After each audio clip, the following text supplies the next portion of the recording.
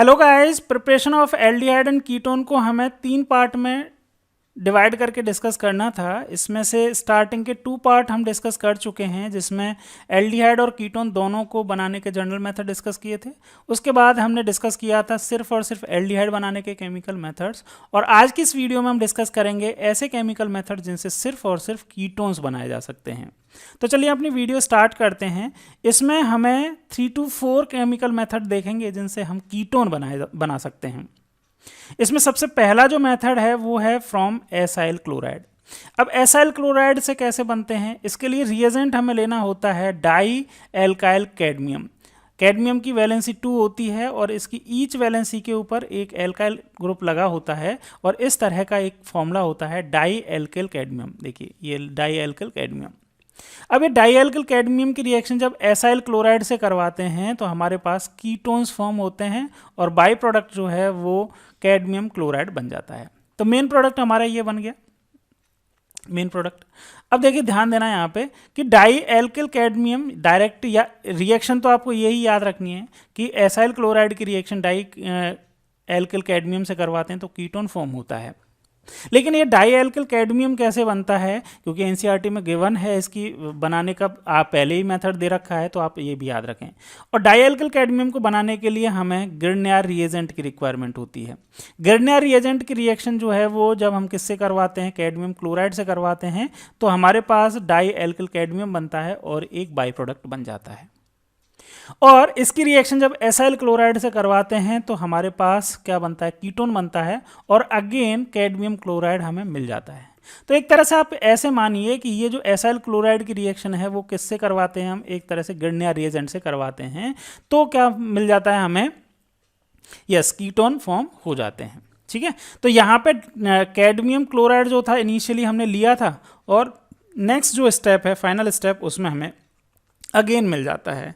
तो इस तरह से आप कह सकते हो कि जो इसकी रिएक्शन है, किसकी, एसाइल क्लोराइड की रिएक्शन है, वो गिरनियर रिएजेंट से करवाते हैं तो फाइनली कीटोन्स फॉर्म होते हैं। लेकिन उसके लिए हमें लेना क्या पड़ता है, कैडमियम क्लोराइड पहले लेना पड़ता है। मतलब फर्स्ट स्टेप में हमें क्या करना होता है, गिरनियर रिएजेंट की रिएक्शन कैडमियम क्लोराइड से करवानी होती है, जिससे डाई एल्किल कैडमियम फॉर्म होता है।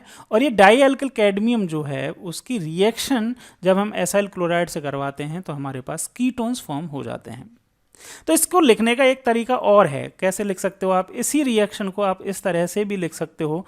जैसे कोई एसाइल क्लोराइड है, सपोज मैंने यही ले लिया कॉमनली, ठीक है, एसाइल क्लोराइड ये लिया, और इसकी रिएक्शन हमने करवाई किससे, गिरनियर रिएजेंट से करवाई, गिरनियर रिएजेंट से, in the presence of cadmium chloride. अब कैडमियम क्लोराइड जो है, क्योंकि फर्स्ट स्टेप में यूज हुआ और लास्ट स्टेप में रिमूव हो गया, तो ये कैटलिस्ट की तरह काम कर रहा है ना, कैटलिस्ट बोल सकते हो आपको, है ना, कैटलिस्ट की तरह काम कर रहा है, क्योंकि इसकी कॉन्सेंट्रेशन में कोई भी चेंज नहीं आएगा। कैडमियम क्लोराइड जितना इनिशियल लिया जाएगा उतना ही बाद में आपको मिल जाएगा, तो इसकी कोई कंसंट्रेशन में चेंज नहीं आ रहा, तो आप इसको कैटलिस्ट बोल सकते हैं। ठीक है, तो इसके ये फाइनल जो रिएक्शन है वो कैसे हो रही है, यहाँ से ये क्लोरीन हट रहा है एक तरह से, और ये इसकी जगह क्या आ रहा है, ये आर आ जा रहा है, R dash C double bond O और आर, ये आपके पास मिल गया क्या, कीटोन मिल गया। और साथ में बाई प्रोडक्ट जो है, बाई प्रोडक्ट अब ना लिखें यहाँ पे, अब बाई प्रोडक्ट इसलिए नहीं लिखें क्योंकि इंटरमीडिएट ये सारे बाई प्रोडक्ट ही हैं। तो फाइनली आपको जब रिएक्शन ही लिखनी होती है, सिर्फ रिएक्शन लिखनी है, तो आपको सिर्फ ऐसे लिख सकते हो कि ये एसाइल क्लोराइड है, एसाइल क्लोराइड की रिएक्शन जब गिरनियर रिएजेंट से करवाते हैं in the presence of cadmium chloride, तो हमारे पास कीटोन्स फॉर्म होते हैं। इस तरह से आप बोल सकते हो। ठीक है, और ये कैसे होती, कैसे रिएक्शन, तो इस रिएक्शन का पूरा मैकेनिज्म अगर आपको समझाना है तो मैकेनिज्म आप इस तरह से समझा सकते हो। ठीक है, क्लियर है, ये समझ में आ गया। चलिए, तो यहाँ तक कोई दिक्कत नहीं है। आप डायरेक्ट, मैंने बताया, या तो डायरेक्ट इस तरह से भी लिख के कर सकते हो रिएक्शन, लेकिन कैडमियम क्लोराइड की प्रेजेंस आपको दिखानी ज़रूरी है। चलिए जी, ये हमारी फर्स्ट रिएक्शन हुई। सेकंड रिएक्शन की बात करें तो सेकंड रिएक्शन जो है वो है फ्रॉम नाइट्राइल्स। नाइट्राइल्स के रिएक्शन किससे करवाएं, गिरनियर रिएजेंट से करवाएं। ठीक है, नाइट्राइल्स मतलब ये एल्काइल साइनाइड बोल दें या नाइट्राइल। ठीक है, नाइट्राइल IUPAC नेम है, और इनको एल्काइल साइनाइड बोल देते हैं किसमें, यस, कॉमन नेम। और इनका कॉमन जो होता है वो होता है RCN, फंक्शनल ग्रुप होता है CN। ठीक है, अब देखिए इस एल्काइल नाइट्राइल या फिर एल्केन नाइट्राइल या फिर एल्किल साइनाइड की रिएक्शन जब कि सिर्फ 2 स्टेप में करवाई जाती है। फर्स्ट स्टेप में वही RMGX in the presence of dry ether करवाते हैं और सेकंड स्टेप में एसिडिक हाइड्रोलाइसिस करवाते हैं। तो फाइनली हमें कीटोन फॉर्म होते हैं, हमें क्या मिल जाते हैं, हमें कीटोन मिल जाते हैं। ठीक है, अब ये रिएक्शन होती कैसे है, जो NCERT में गिवन है वो इन 3 स्टेप में गिवन है। ठीक है, 2 स्टेप में, सॉरी। फर्स्ट स्टेप में क्या होगा, इसकी रिएक्शन, किसकी रिएक्शन, इस एल्काइल साइनाइड की रिएक्शन सबसे पहले RMGX से करवाएंगे। अब देखो यहाँ पे जब ऐसी रिएक्शन समझनी हो ना, तो आप ध्यान देना कहाँ पे क्या जाने वाला है, ये आप इजीली आइडेंटिफाई कर पाएंगे। बस इलेक्ट्रोनेगेटिविटी का आपको थोड़ा आइडिया होना चाहिए। इलेक्ट्रोनेगेटिविटी का क्या आइडिया होना चाहिए, किसकी इलेक्ट्रोनेगेटिविटी ज़्यादा है, किसकी कम है। तो इसके लिए भी सिंपल सा है, आप ध्यान रखें, फोन तो याद रखोगे, फ्लोरीन, ऑक्सीजन, नाइट्रोजन, सबसे मोस्ट इलेक्ट्रोनेगेटिव एलिमेंट तो यही है। उसके बाद क्लोरीन है, उसके बाद sp हाइब्रिडाइज कार्बन है। तो इनकी इलेक्ट्रोनेगेटिविटी हाई होती है। अगर मैं कार्बन की भी बात करूं तो कार्बन में भी अगर sp3 हाइब्रिडाइज कार्बन है उसकी इलेक्ट्रोनेगेटिविटी सबसे कम होती है। फिर कार्बन जिसकी हाइब्रिडाइजेशन sp2 है उसकी ज़्यादा होती है, और सबसे ज़्यादा होती है ऐसे कार्बन की जिसकी हाइब्रिडाइजेशन जो है वो sp है। अगर वैल्यूज याद रखना चाहें तो याद रख सकते हो। 2.5 जो होती है वो sp3 हाइब्रिडाइज कार्बन की इलेक्ट्रोनेगेटिविटी होती है, 2.75 होती है किसकी, sp2 हाइब्रिडाइज कार्बन की, और 3.15 होती है किसकी, इसकी sp हाइब्रिडाइज के। इनकी भी याद रखना चाहें याद रख लें। 4 सबसे ज़्यादा होती है इसकी फ्लोरीन की, फिर 3.5, और ये नाइट्रोजन की होती है 3 के आसपास। ठीक है, तो ये इलेक्ट्रोनेगेटिविटी है। तो यहाँ देखें sp हाइब्रिडाइज कार्बन है जो है ना, वो नाइट्रोजन से भी ज़्यादा इलेक्ट्रोनेगेटिव होता है। लेकिन नाइट्रोजन की भी हाइब्रिडाइजेशन जो होती है वो अलग अलग होती हैं, तो उसकी भी आप सिंपल सा यहाँ से एक समझ लें कि जैसे जैसे S करेक्टर बढ़ रहा है, sp3, sp2, sp, इनमें जैसे जैसे S करेक्टर बढ़ रहा है इलेक्ट्रोनेगेटिविटी इंक्रीज हो रही है। S करेक्टर का मतलब जैसे यहाँ पे देखें ना, तो 4 ऑर्बिटल्स हैं और 4 में से सिर्फ एक ही S है, तो यहाँ पे 25% S करेक्टर है। यहाँ पे एक S 2p मतलब 3 ऑर्बिटल्स में से एक S ऑर्बिटल है, मतलब 33% बोल सकते हो। और यहाँ 2 ही ऑर्बिटल हैं जिसमें से एक S है, तो यहाँ पे 50% S करेक्टर हो गया। तो S करेक्टर जितना ज़्यादा होता है इलेक्ट्रोनेगेटिविटी उतनी ही ज़्यादा होती है। इसी तरह से मैं बता रहा था कि नाइट्रोजन जो है उसका भी sp3, sp2 या sp हाइब्रिडाइजेशन हो सकता है। तो नाइट्रोजन की भी इलेक्ट्रोनेगेटिविटी, ये जो हम बात कर रहे हैं वो sp3 हाइब्रिडाइज नाइट्रोजन एटम की बात कर रहे हैं। चलिए, ये तो बात हो गई आपकी किसकी, इलेक्ट्रोनेगेटिविटी की। बस यहाँ पे मुझे यही बताना है। अब देखो यहाँ पे समझना है इसको कि यहाँ पे जो RMGX है तो इसमें तो आप समझ ही गए होंगे कि मैग्नीशियम है, मेटल है, और यहाँ पे मैग्नीशियम जो होता है उस कार्बन से जुड़ा हुआ होता है। तो कार्बन जो होता है वो नेगेटिवली चार्ज हो जाता है कंपैरेटिवली, क्योंकि नॉन मेटल है, और मैग्नीशियम पॉजिटिव चार्ज हो जाता है। अब इन दोनों में से ध्यान देना, इन दोनों में से नाइट्रोजन और कार्बन, अब देखो यहाँ पे दोनों ही नाइट्रोजन और कार्बन दोनों ही sp हाइब्रिडाइज हैं, है ना। ये भी sp हाइब्रिडाइज है और ये भी sp हाइब्रिडाइज है ना। तो इन दोनों में से इलेक्ट्रोनेगेटिविटी किसकी ज़्यादा होगी, इलेक्ट्रोनेगेटिविटी ऑब्वियसली किसकी ज़्यादा होगी, इस नाइट्रोजन की ज़्यादा होगी। अब नाइट्रोजन की ज़्यादा होगी तो नाइट्रोजन के ऊपर आ जाएगा पार्शियली नेगेटिव चार्ज, अब डेल्टा मैं लिख नहीं रहा हूँ, वैसे डेल्टा ही लिखना सही है, और इसके ऊपर आ जाएगा पार्शियली पॉजिटिव चार्ज। अब पॉजिटिव नेगेटिव जब आप इतना आइडेंटिफाई कर लेते हैं तो अब इनको ज्वाइन करना आसान है। तो नेगेटिव पार्ट जो है वो किसके पास जाएगा, पॉजिटिव के पास। तो ये वाला नेगेटिव पार्ट यानी कि C6H5, ये फिनाइल जो है वो तो किसके पास जाएगी, इस कार्बन के पास जाएगा। और MgBr जो है वो किसके पास जाएगा, इसके पास जाएगा। अच्छा, इनमें से ट्रिपल बॉन्ड जो है, ट्रिपल बॉन्ड में से एक सिग्मा बॉन्ड है, रिमेनिंग 2 पाई बॉन्ड है। तो एक सिग्मा वो पाई बॉन्ड जो है वो ब्रेक हो जाएगा। अब ब्रेक होगा तो प्रोडक्ट जो बनेगा वो क्या बनेगा, CH3CH2, ये तो SH है, फिर कार्बन, ये कार्बन हो गया, डबल बॉन्ड नाइट्रोजन, नाइट्रोजन के साथ डबल बॉन्ड, और नाइट्रोजन के साथ क्या अटैच करना है हमें, MgBr, तो नाइट्रोजन के साथ MgBr हो गया। और इस कार्बन से अटैच क्या करना था, नेगेटिव पार्ट जो है इस ग्रिग्नियर रिएजेंट का वो C6H5, तो ये हो गया। ठीक है, अब होगा एसिडिक हाइड्रोलाइसिस। अब देखना, ध्यान देना, इसमें एसिडिक हाइड्रोलाइसिस किस तरह से होगा। H+ और OH- जब भी आपको हाइड्रोलाइसिस होता है तो जनरली ऐसे ही होना होता है, H+ और OH-। अब यहाँ पे दो H मतलब H प्लस और OH मतलब दो वाटर के मॉलिक्यूल्स की रिक्वायरमेंट होगी, तब जाके क्या होगा, ये कंप्लीटली हाइड्रोलाइसिस होगा। देखो कैसे होगा, यहाँ से पहला बॉन्ड टूटेगा और नाइट्रोजन जो है वो यहाँ पे भी अगेन आप प्लस माइनस देख लीजिए, ये कार्बन है, ये नाइट्रोजन है, नाइट्रोजन की इलेक्ट्रोनेगेटिविटी ज़्यादा है तो इसके ऊपर नेगेटिव और इसके ऊपर पॉजिटिव चार्ज आ जाए, है ना। तो ये जो है दो हाइड्रोजन जो है वो किसके पास चले जाएंगे, इस नाइट्रोजन के पास चले जाएंगे, और दो OH जो हैं, ये दोनों OH जो हैं वो किसके पास चले जाएंगे, इस कार्बन से जुड़ जाएंगे। अब देखना मैं इंटरमीडिएट बता रहा हूँ, इसके फिर फाइनल जो प्रोडक्ट है वो तो ये आ जाएगा। क्या बनेगा इंटरमीडिएट, CH3 CH2।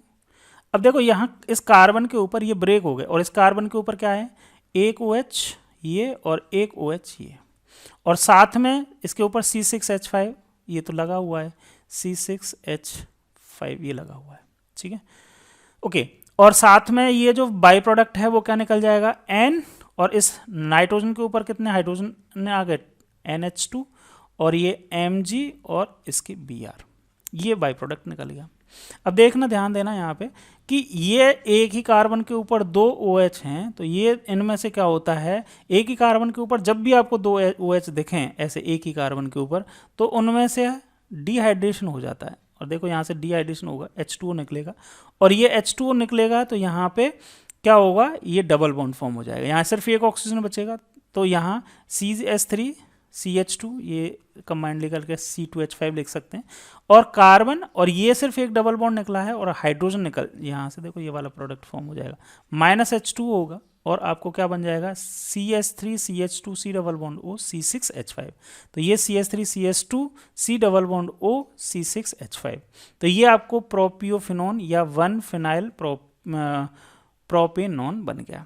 लिखने के तरीके कई सारे हो सकते हैं, देखो इस तरह से भी इसका स्ट्रक्चर बना सकते हैं, ये बेंजीन रिंग या फिनाइल, ये फिनाइल हो गया, और इसके ऊपर कार्बन डबल बॉन्ड ऑक्सीजन है, और ये C2H5 लिख दो, या फिर CH2 CH3, इस तरह से भी लिख सकते हो। तो ये तो फिनॉन हो गया, है ना, बेंजीन के ऊपर अगर C डबल बॉन्ड O लगा होता है तो फिनॉन बोलते हैं। और ये क्या है, प्रोपियो, मतलब 3 कार्बन है ना, 1 2 3, तो 3 कार्बन के लिए कॉमन नेम जो होता है वो क्या होता है, प्रोपियो, और ये फिनॉन, अगर बेंजीनिंग होती है C डबल बॉन्ड जुड़ा होता है तो उसको फिनॉन बोलते हैं। तो ये कॉमन नेम है प्रोपियोफिनोन, ये हमने नॉमेनक्लेचर में भी डिस्कस किया था, नेम लिखना कैसे है।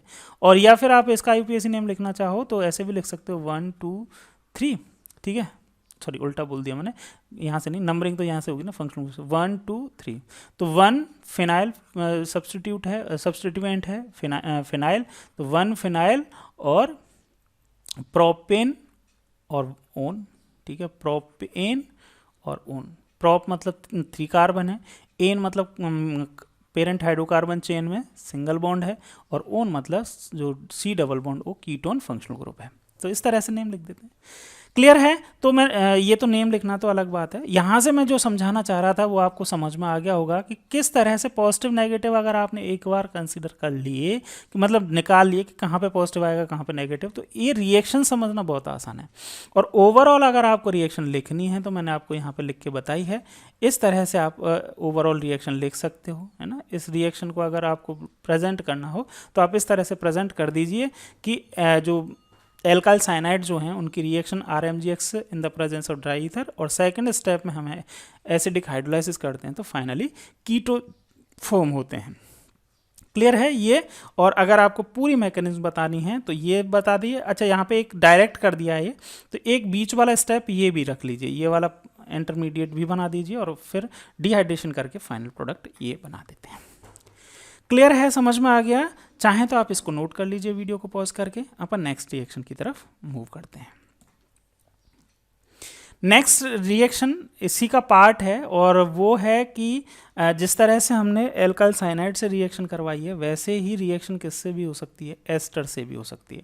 एल्काइल साइनाइड की जगह अगर एस्टर ले लेते हैं और दोनों स्टेप वही, पहले स्टेप में हम ग्रेनियर रिएजेंट से रिएक्शन करवाएं in the presence of dry ether, और सेकंड स्टेप में हम हाइड्रोलाइसिस करवाएं एसिडिक हाइड्रोलाइसिस, तो भी हमारे पास क्या फॉर्म होते हैं, कीटोन फॉर्म होते हैं। अच्छा ध्यान देना, ये NCERT में गिवन नहीं है, ये एक्स्ट्रा मैं बता रहा हूँ आपको, है ना।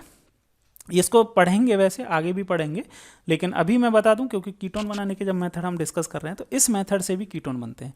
एक बार समझ लीजिए इसमें रिएक्शन होगी कैसे। वैसे तो आप याद रख लीजिए, देखो CH3 C3H7 है ना, इसको CH3 CH2 CH2 ऐसे भी करके लिख सकते हो। C double bond O O CH3, आप इसको इस तरह से लिख सकते हैं। अब इसकी रिएक्शन सबसे पहली स्टेप में किससे करवानी है हमें, C6H5MgX। अब आप देखिए, ध्यान देना, इसमें माइनस प्लस तो आप पहचानना जान ही गए। जब भी आपको ग्रेनियर रिएजेंट है तो मेटल में पॉजिटिव चार्ज आएगा और कार्बन के ऊपर नेगेटिव चार्ज आएगा। अब इसमें जो होगा ना, इसमें रिएक्शन जो होगी वो किस तरह से होगी, यहाँ पे नेगेटिव आ जाएगा और यहाँ पे पॉजिटिव आ जाएगा। अब इस तरह से इसका एडिशन होगा, तो नेगेटिव वाले पार्ट जो है वो तो पॉजिटिव के पास चला जाएगा और पॉजिटिव वाला पार्ट जो है वो नेगेटिव वाले के पास चला जाएगा। और इस तरह से रिएक्शन C3H7COMgX और यहाँ पे बन जाएगा C6H5 और OCH3, ये बन गया। ओके, इंटरमीडिएट, फर्स्ट इंटरमीडिएट बन गया। अब क्या होगा, अभी इसके बाद एसिडिक हाइड्रोलाइसिस होगा। अब एसिडिक हाइड्रोलाइसिस अगर हमें कराना है तो किस तरह से कराना है, देखो ध्यान देना कि इसमें भी दो H2O के मॉलिक्यूल्स यूज होंगे, H+ और OH-, इस तरह से ही होगा। अब देखो यहाँ पे ये कार्बन और ये ऑक्सीजन, तो इसके ऊपर नेगेटिव चार्ज है, इसके ऊपर पॉजिटिव चार्ज है, तो एक तो OH यहाँ पे आ जाएगा और ये जो है वो CH3 में माइनस क्यों लिखा है, मैं माइनस इसलिए रिमूव हो जाएगा ना। देखो CH3 और OH, H वाला पार्ट इसके पास जुड़ जाएगा, तो CH3OH जो है ये क्या हो जाएगा, रिमूव हो जाएगा, यहाँ से हट जाएगा और एक OH यहाँ लग जाएगा। अच्छा, दूसरा क्या होगा, एक और OH लगेगा यहाँ पे। एक और OH कैसे लगेगा, मतलब एक और वाटर का मॉलिक्यूल यूज होगा। कैसे यूज होगा देखना, ध्यान देना, H+ और OH-। चाहे तो मैं अलग अलग स्टेप में करके, चलो एक एक स्टेप करके बता देता हूँ, ठीक है। तो यहाँ C3H7 C6H5 और यहाँ लग गया आपका OMgX और यहाँ पे इसके पास जुड़ गया OH। इसके ऊपर अगेन एक और वाटर का मॉलिक्यूल अटैक करेगा और इस तरह से मैं लिख सकता हूँ H+ और OH-। अब देखना यहाँ पे ये तो O ऑक्सीजन तो नेगेटिव चार्ज है, ये पॉजिटिव चार्ज है, तो यहाँ पे क्या होगा, ये ऑक्सीजन के साथ में तो ये हाइड्रोजन अटैच हो जाएगा और इस मैग्नीशियम Mg के साथ में जो है वो OH अटैच हो जाएगा। तो यहाँ से जो बाई प्रोडक्ट है वो इस तरह से निकल जाएगा Mgx, ये तो था ही, और ये OH इससे अटैच हो गया तो ये निकल गया। और ये जो है प्रोडक्ट जो इंटरमीडिएट है, नेक्स्ट इंटरमीडिएट, ये बन जाएगा C3H7 C6H5 OH और यहाँ पे भी ये O और ये H, OH बन जाएगा। अब अगेन देखिए यहाँ पे एक ही कार्बन पे दो क्या हैं, हाइड्रोक्सिल ग्रुप हैं, तो इनमें से क्या होगा, एक वाटर का मॉलिक्यूल रिमूव होगा। देखो वाटर का मॉलिक्यूल रिमूव हुआ, -H2O होगा और क्या फॉर्म हो जाएगा, ये C3H7 C6H5 C double bond O। तो ये एक आपको क्या फॉर्म हो गया, कीटोन। देखो ये प्रोडक्ट जो हमने यहाँ पे बनाया है 1-फेनाइल ब्यूटेनॉन फॉर्म हो गया है, ठीक है। तो याद रखना कि इन्हीं जो हमने एल्काइल साइनाइड लिया था, मतलब एल्काइल साइनाइड की जगह अगर एस्टर भी लेते हैं तो सेम प्रोसीजर से हमें कीटोन मिल जाते हैं। तो ये मैंने आपको पूरी मैकेनिज्म बता दी कि किस तरह से होती है। मैकेनिज्म याद रखना नहीं होता है, बस आपको इतना सा याद रखें कि यहाँ पे जो है वो ब्रेक करना है। इसका जो पॉजिटिव पार्ट है, ये सॉरी उल्टा बोलती है मैंने, ये वाला नेगेटिव पार्ट है और ये वाला पॉजिटिव पार्ट। नेगेटिव वाला पार्ट जो है इस कार्बन से अटैच कर दीजिए और फाइनल प्रोडक्ट बन जाएगा। और पॉजिटिव पार्ट जो है वो इसको रिमेनिंग प्रोडक्ट को तो मत लिखिए, डायरेक्ट तो नहीं, तो यहाँ पे जो है वो बाई प्रोडक्ट्स भी बनेंगे, लेकिन मेन प्रोडक्ट जो है वो कीटोन फॉर्म हो जाएगा। क्लियर? तो इसको चाहें तो नोट कर लीजिए क्योंकि ये एनसीईआरटी में तो नहीं गिवन है, लेकिन ये रिएक्शन भी होती है। चलिए अब अपन नेक्स्ट मूव करते हैं नेक्स्ट रिएक्शन की तरफ, और नेक्स्ट रिएक्शन है कौन सी, फ्रॉम बेंजीन और सब्सटीट्यूटेड बेंजीन। काफ़ी इंपॉर्टेंट रिएक्शन है, नेम रिएक्शन है फ्रीडल क्राफ्ट एसाइलेशन रिएक्शन।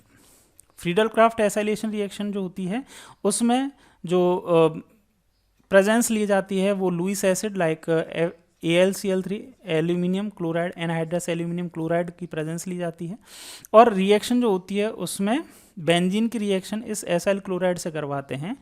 अगर ये ये ए आर है तो एसाइलेशन हो जाएगा, और आर अगर होता CH3 होता सिर्फ, तो इसका ये क्या हो जाता है, एल्काइलेशन हो जाता। मतलब अगर आर वाला पार्ट जुड़ा हुआ है, ये वाला आर मतलब एरोमेटिक पार्ट जुड़ा हुआ है, तब तो फ्रीडल क्राफ्ट एसाइलेशन होगा, और अगर सिर्फ यहाँ पे आर मतलब एल्काइल ग्रुप जुड़ा हुआ है, तब ये फ्रीडल क्राफ्ट एल्काइलेशन हो जाएगा। ठीक है, चलिए जी, तो बात करते हैं। इसमें सिंपल सा है, रिएक्शन इतना रिएक्शन ही याद रखनी है। फ्रीडल क्राफ्ट रिएक्शन हम ऑलरेडी कई बार डिस्कस कर चुके हैं, मैकेनिज्म में दोबारा नहीं रिपीट करूंगा। एग्जांपल ले लेंगे एक, ठीक है। इसमें देखिए सिंपल सा, यहाँ पे क्लोरीन रिमूव होगा, है ना, AlCl4 माइनस बनता है, और यहाँ से क्या यहाँ पे क्या अटैच हो जाएगा इस बेंजीन रिंग के ऊपर। अगर बेंजीन रिंग है, सब्सटीट्यूटेड बेंजीन नहीं है, तब तो इसकी किसी भी पोजीशन के ऊपर ये वाला ग्रुप जो है COR या फिर CO aromatic ring. Aromatic ring का मतलब ये ही रिंग है, ठीक है, ये रिंग है, और अगर इस तरह से या तो ये अटैच हो जाएगी या फिर RC डबल बॉन्ड O, ये वाली रिंग अटैच हो जाएगी। देखो यहाँ पे ये अटैच हो गई, और फाइनल आपको कीटोन फॉर्म हो जाएंगे। ठीक है, लेकिन अगर सब्सटीट्यूटेड है ना, सब्सटीट्यूटेड बेंजीन है, तब क्या होगा, एक एग्जांपल से समझ लीजिए कि अगर बेंजीन के ऊपर CH3 लगा हुआ है और हमने इसकी रिएक्शन करवाई C2H5 COCl से। अब देखना यहाँ पे इसकी जो है, तो फाइनल जो मेजर प्रोडक्ट बनेगा वो पैरा सब्सटीट्यूटेड प्रोडक्ट ही हमारे पास फॉर्म होगा। पैरा सब्सटीट्यूटेड प्रोडक्ट ही फॉर्म होगा, जो बनेगा तो मेटा सब्सटीट्यूटेड, या तो अल्फा, ये जैसे ही सब्सटीट्यूटेड बेंजीन है तो उसकी वजह से बेंजीन के ऊपर या तो ऑर्थो पोजीशन मतलब इस पोजीशन और इस पोजीशन पे, या फिर पैरा पोजीशन पे ही क्या होती है, इलेक्ट्रॉन की डेंसिटी ज़्यादा हो जाती है, और इलेक्ट्रॉन की डेंसिटी ज़्यादा होने की वजह से जो इलेक्ट्रोफाइल हैं वो कहाँ अटैक करेंगे, ऑर्थो और पैरा पोजीशन पे ही अटैक करते हैं।